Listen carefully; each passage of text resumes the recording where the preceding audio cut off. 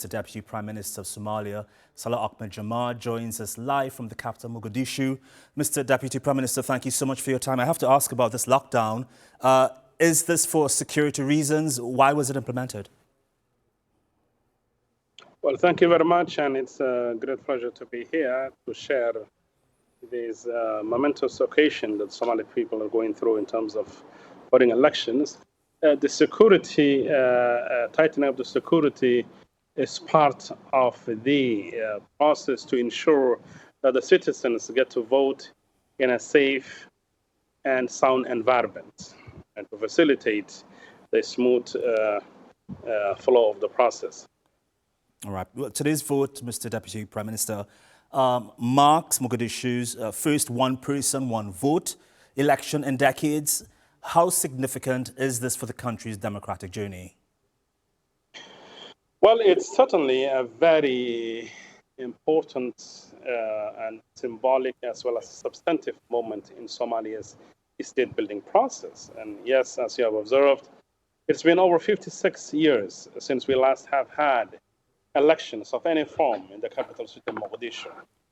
Yes, in the previous decades, there were elections in some parts of Somalia, like Somaliland, and most recently in places like Puntland, where district elections were held. However, this is the first attempt to jumpstart a national-level democratization process.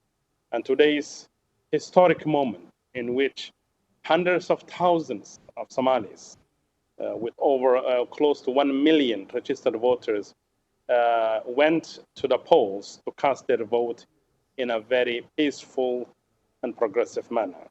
So it's a moment of national pride for us. Got it. You've been out in the city urging people to register and collect voter cards ahead of these elections. What is the mood like on the ground, and how confident are you that turnout will reflect strong public engagement? Well, certainly it's been quite a while. I mean, the person that was born 56 years ago is about to retire. So there is very little experience in terms of participating in electoral processes. But the government, and particularly the Election Commission, have tried very hard to provide information and disseminate voter education programs and public engagement to educate the citizens on how to go through the process of casting their vote as the constitutional mandates. And a lot of effort has been put in on behalf of the government to ensure that all the right resources have been put in place to enable the citizens to exercise their vote. Meanwhile, security does remain a concern, especially with Al-Shabaab still active. What measures are in place to ensure people can vote safely? Well, in fact, a lot of critics were saying that perhaps, or maybe those that are not very well informed of the positive developments in Somalia's security sector, were very cynical, dismissive, and actually denying the possibility of elections happening in this very vibrant city of Mogadishu. However, we have had zero incidents, as hundreds of thousands of residents of Mogadishu went to various voting locations across the 16 districts. Hundreds of thousands of citizens were able to cast their votes. And certainly, a lot of credit goes to the security institutions for staying, working 24 hours a day to ensure that there were very zero incidents and a smooth electoral process has unfolded in the city of Mogadishu, the capital, after 56 years. Kudos goes to the security institutions, particularly the police and others who have facilitated this safe and secure environment for elections. You've brought up critics quite a few times in the past few minutes. I assume you mean both local and international. Critics do say that despite today's progress, national elections and political reforms still face major hurdles. How do you respond then to concerns that the process might be uneven or it might favor certain political groups?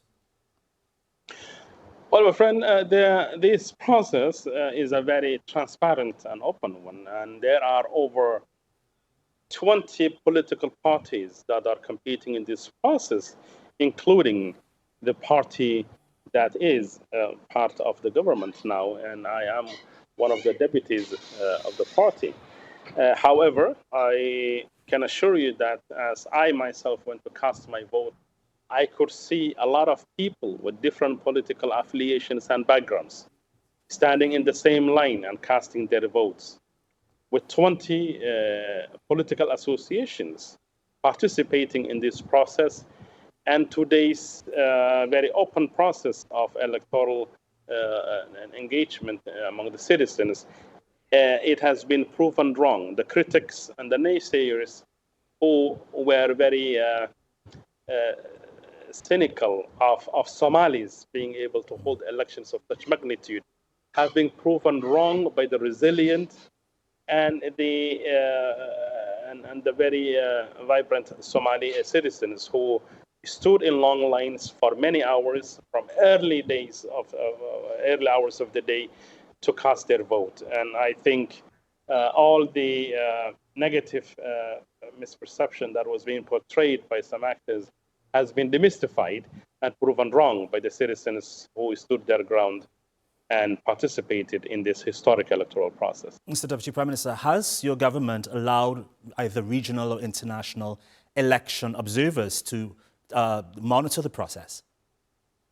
Yes, we have. There were international media and personalities and institutions and actors, representatives of the political parties, members of the Somali civil society, who have been present across the districts and were able to observe the unfolding of this process. As you mentioned civil society there, you've also highlighted the role of civil society in strengthening governance and citizen participation. How important has that cooperation been in this particular election cycle, and what role do you see civil society playing going forward?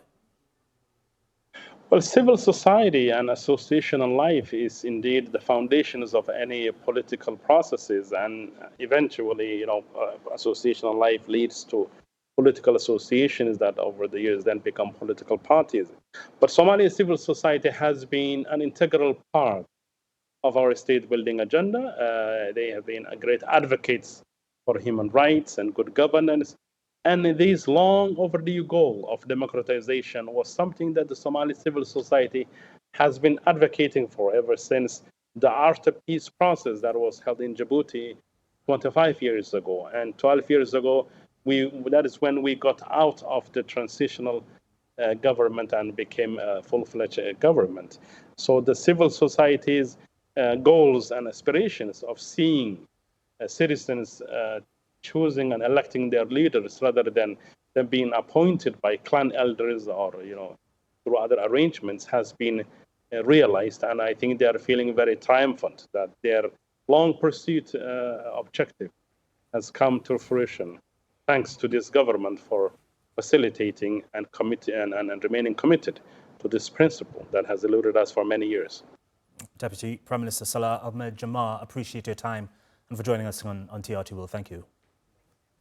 Thank you very much, and I wish all the Somali people across the world, and particularly those in Mogadishu, a great success as this day comes to a conclusion. And we're very proud as the government for this has been our most important goal other than fighting Al-Shabaab and completing the constitution.